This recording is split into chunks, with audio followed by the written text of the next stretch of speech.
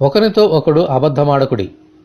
ఏలైనగా ప్రాచీన స్వభావమును దాని క్రియలతో కూడా మీరు పరిత్యజించి జ్ఞానము కలుగు నిమిత్తము దానిని సృష్టించిన వాని పోలిక చొప్పున నూతన పరచబడుచున్న నవీన స్వభావమును ధరించుకొని ఉన్నారు.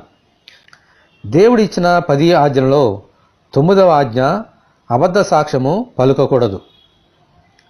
అనగా మన నోటిలో నుండి అబద్ధములు రాకూడదు.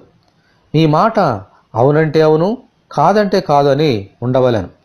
వీటికి మించినది దుష్టు నుండి పుట్టినది అని ప్రభు చెప్పారు కదా.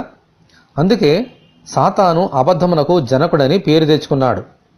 ఆదాము హవ్వలకు అబద్ధము చెప్పి మోసము చేసి దేవుని బిడ్డలైన వారిని తన బిడ్డలుగా మార్చుకున్నాడు.